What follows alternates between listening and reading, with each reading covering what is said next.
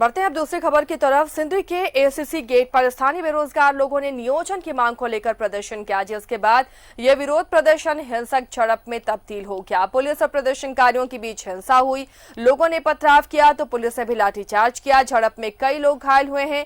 Dhanbad SDM Surendra Kumar भी चोटिल हुए। तनाव को देखते हुए पुलिस ने एसीसी प्लांट के आसपास धारा 144 लगा दी है। पत्थरबाजी मामले में महिला समिति की अध्यक्ष सुंदरी देवी के साथ 3 महिला और 10 टाइगर समर्थक ग्रामीणों को गिरफ्तार कर सिंदरी थाने लाया गया है। इसके साथ ही ट्रैक्टर, साइकिल, मोटरसाइकिल के साथ बर्तन भी घटनास्थल से जब्त किए गए हैं।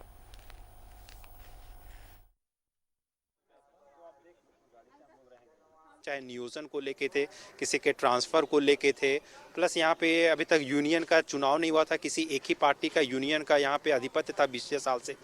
तो हम लोगों ने कहा था कि ये बातें हम लोग एसडीएम के नेतृत्व में हमेशा वार्ताएं होती रहेंगी, छोटी छोटी बातों को रिजॉल्व कर लिया जाएगा। शांतिपूर्ण ढंग से सारे चीज़ संपन्न हो गए। मैं बाहर निकल के लोगों से मैं बात किया, सारी चीज़ें लोग खा रहे थे, लोग तैयार हो गए, सर हम लोग जाने वाले हैं।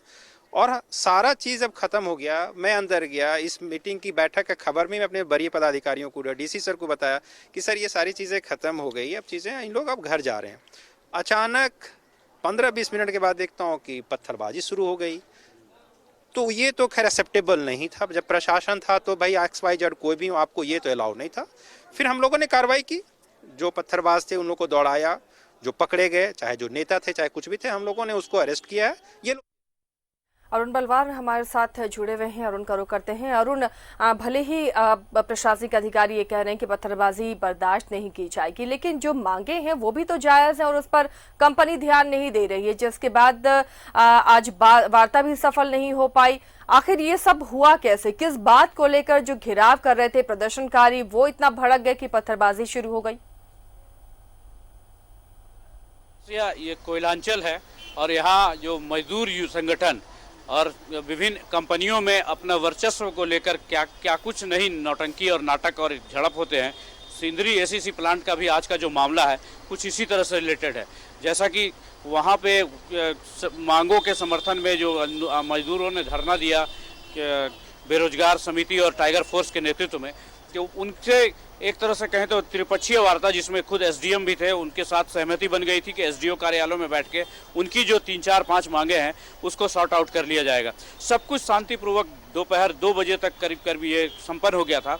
लेकिन जैसा कि सूत्रों के हवाले से मिला कि जो दूसरे जो ट्रेड यूनियन के लोग थे, इनकी सफलता को देखकर उन्होंने कुछ ऐसा पिंच कर दिया जिसके कारण पूरा माहौल बिगड़ गया। जैसा एक और सूचना ये आ रही, जो एसीसी का जो सिक्योरिटी अफसर थे, उन्होंने किसी और को इस तरह का जब जो आंदोलनकारी थे उनको किसी बात को लेकर धक्का मुक्की उनसे हो गई। उसके बाद पूरा माहौल ही बदल गया और पथराव और लाठीचार्ज और पुलिस यहाँ तक हो गया कि पुलिस को नियंत्रण करने के लिए हवाई फायर तक करने पड़े। इस दौरान बहुत सारे लोग घायल हुए, लगभग 1 दर्जन से अधिक लोग घायल हुए हैं, जिसमें आंदोलनकारी भी शामिल हैं और पुलिस और प्रशासनिक पदाधिकारी भी शामिल हैं। सब कोई घायल है और स्थिति को कंट्रोल करने के लिए पूरे इलाके में 144 लागू कर दिया गया है। इसका एक और पहलू आसिया मैं बता दूं आपको, जो अभी थोड़ी देर पहले, लगभग 1 घंटा पहले, जिस गुट के लोगों को इस आंदोलन से जोड़ के देखा जा रहा था, तो वहाँ जो वर्चस्व है ट्रेड यूनियन के, उसके नेताओं ने जाकर उसके घर पे धमकी दी है कि तुम इस आंदोलन से अपने आप को अलग कर लो, अन्यथा बुरे परिणाम होंगे। और इसके जो उसके परिजन थे इतने खौफ में थे कि जो वर्कर एसीसी के थे उनको घरों में बंद कर दिया गया। और वो जब इस बात की पता एसडीएम और एडीएम जो स्तर के अधिकारी और सिटी एसपी जब वहाँ पहुँचे तो उनके सामने उन्होंने अपनी व्यथा सुनाई और अविलंब वहाँ से ट्रांसफ़र कराने की मांग की।